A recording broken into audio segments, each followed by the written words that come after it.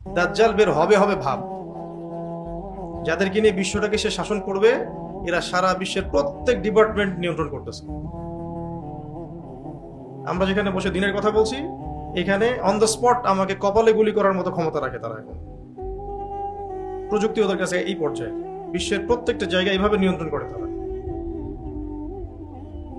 পুরো বিশ্বটাকে রাজনৈতিক ভাবে ক্যাপচার করার জন্য ইউনাইটেড নেশনস তৈরি করছে তারা। পুরো ওয়ার্ল্ডের অর্থনীতির চাবিকাঠির জন্য তারা ওয়ার্ল্ড ব্যাংক, IMF এগুলো ফর্ম করছে। গোল্ড, দিনার, সিলভার, দিরহাম উঠাই দিছে, কাগজের টাকা ধরাই দিছে, ইলেকট্রনিক মানি ধরাই দিছে, তারপরে সামনে ক্রিপ্টোকারেন্সি ধরাই দিয়েছে আর কি। আরো সামনে আসবে ক্যাশলেস সোসাইটি, মানুষের কোনো এখতিয়ার থাকতেছে না ইকোনমির উপরে। তারপরে হাতের ভিতরে চিপ ঢুকাই দেবে কয়দিন পরে, হাতের ভিতরে চিপ, ওইটা দিয়ে সবাইকে কন্ট্রোল করতেছে। যেমন আপনি ডেটাবেস নিয়ন্ত্রণ করছেন বাসায় বসে, অফিসের কি হচ্ছে না হচ্ছে একটা চিপের মাধ্যমে, এরকমই আপনার বডির ভিতর ইনজেক্ট করবে। এটা ওদের প্ল্যান। ভ্যাকসিনেশন ওদের প্ল্যান। করোনার মধ্য দিয়ে মানব জাতিকে আসলে ধোকার মধ্যে রাখা, আর কত প্ল্যান। মানে শয়তানের সবচেয়ে সেরা সেরা প্ল্যানগুলো এদের কাছে আছে। বেশিরভাগ তো চিনতেই পারছে না কোনটা সত্য কোনটা মিথ্যা, কোনটা হক কোনটা বাতিল, আসলেই কোনটা বাস্তব কোনটা ইলিউশন, এটা বুঝতেই পারছে না মানুষ। কিভাবে মাথা নিয়ন্ত্রণ করতেছে মানুষের। তার আগমনের সময় কাছাকাছি আসতেছে। সে অলরেডি হোলি ল্যান্ডের প্রায় 70% ক্যাপচার করে ফেলছে। 30% ক্যাপচার করতে আর কয়দিন লাগবে। এরপর ইরাকের ইউফ্রেটিস থেকে মিশরের নীলনদ পর্যন্ত ক্যাপচার করে নেওয়ার প্ল্যানও। এদিকেও সে আস্তে আস্তে অগ্রগামী হচ্ছে। সেদিন বেশি হয়তো দূরে নাই যেদিন আমরা দেখবো যে ডলার পড়ে গেছে, ডলার এবং পেট্রো ডলার দুটোই পড়ে গেছে, এবং ইসরায়েল নতুন করে কারেন্সি পৃথিবীতে নিয়ে আসছে। ওই কারেন্সি হবে সুপার কারেন্সি, রুলিং কারেন্সি। যেমন ডলার এখন রুলিং কারেন্সি, আপনি অ্যাব্রোডে গেলে ডলার ছাড়া আপনি কেনা বেচা করতে পারছেন না। এই ধোঁকাবাজি যারা বুঝে ফেলেছে তারা বিকল্প কারেন্সির ফিকির করেছে, কিন্তু তাও কত কষ্ট হচ্ছে রাশিয়ার, ইরানের, তাই না? কেউ ব্রিক্স গঠন করলো যে নতুন কারেন্সি নিয়ে আসবো, পারলো? এখনো কিন্তু পারে নাই। এটার মাস্টার মাইন্ড আছে একটা, এরা এগুলোর পিছনে আছে। এটা ওয়ার্ল্ডের প্ল্যান ওদের। তারপরে প্রত্যেকটা বড় বড় মিডিয়া ওদের ক্যাপচার। বড় মিডিয়াগুলোর আন্ডারে যত আঞ্চলিক ছোট ছোট মিডিয়াগুলো আছে, আমাদের এই যে রামবাম সুশীলদের যে মিডিয়াগুলো, এগুলো এদের সাথে লেজুর ভিত্তি করা। ওরা যে ভাষায় কথা বলবে তারাও সেই ভাষায় অনুবাদ করে দিবে আপনাকে শুধু। হ্যাঁ, সারা দুনিয়া গারাত হয়ে যাক, এদের কোনো মাথা ব্যথা নাই। আপনারা বুঝতে পারতেছেন না যে কিসের ভিতরে রাখা হয়েছে আপনাদেরকে আর আমাদেরকে। সবকিছু পরিকল্পিত, কোনো কিছু অপরিকল্পিত না। এবং আমাদের মগজ নিয়ে খেলা হচ্ছে।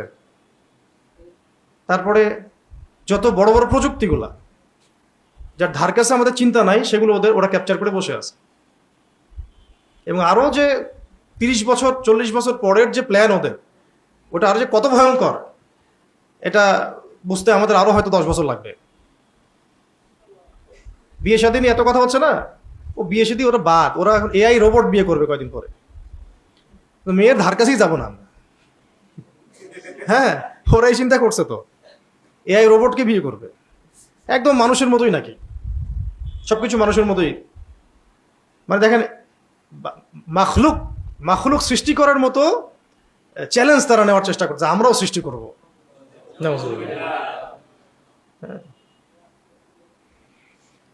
তো পয়েন্ট এটা না, অন্য পয়েন্টে যাব আর কি, বোঝানোর জন্য বলছি। এইভাবে প্রযুক্তির এমন একটা জায়গায় তারা চলে যাচ্ছে দিন দিন, যে সামনে স্পেস ওয়ার হয়তো দেখতে পারবেন। স্পেস ওয়ার, এখন যেমন মিসাইল ওয়ারগুলো দেখছেন, স্পেস নিয়ে ওদের গন্ডগোল হবে সামনে। কে চাঁদ দখল করবে, কে মঙ্গল দখল করবে, এগুলা। ইন্না ইয়াজুজ ওয়া মাজুজ মুফসিদুনা ফিল আরদ।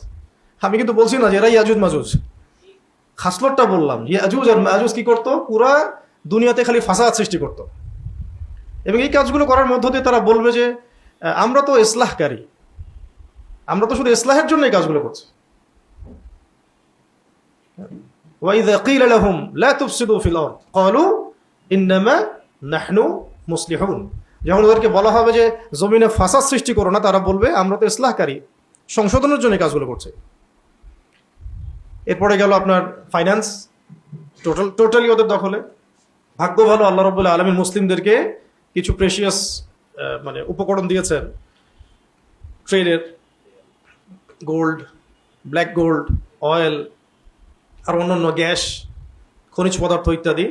না হলে মনে হয় যে আজকে আমাদের মুসলিম কান্ট্রিগুলো যতটুকু স্বাবলম্বী অবস্থা আছে এইটুকু হয়তো থাকতো না। এবং ওয়ার্ল্ড ওয়াইড ধোঁকাবাজি, ইকোনমির ধোঁকাবাজি, শ্রম আপনি দিবেন, সময় আপনি দিবেন, ভোগ করবে তারা। প্রত্যেকটা ক্ষেত্রে জুলুম জুলুম। এভাবে প্রযুক্তিগত উৎকর্ষ বলেন, সামরিক বিষয় না হয় নাই বললাম, কোন জায়গায় তারা গেছে এটা আপনারা সবাই ভালো করে জানেন। দেখা যাচ্ছে অনেক বড় বড় কান্ট্রি তাদের সামনে 7 দিন যুদ্ধ করতে পারছে না, আবার যারা ইমানদার তারা 20 বছর যুদ্ধ করছে। তো এইরকম একটা জায়গায় বিশ্ব দিন দিন আগাচ্ছে এবং এটার আঞ্চলিক প্রভাব পড়ছে। যেহেতু দাজ্জাল সারা বিশ্বকে শাসন করবে এবং তার অনুসারীরা সারা বিশ্বকে শাসন করবে 40 দিন, তাই এর প্রভাব প্রত্যেকটা জায়গায় পড়বে। বিশ্বটাকে একটা চেইনের মধ্যে সে গেঁথে ফেলছে এবং এটার প্রভাব আমাদের এই সাবকন্টিনেন্টের মধ্যেও পড়বে।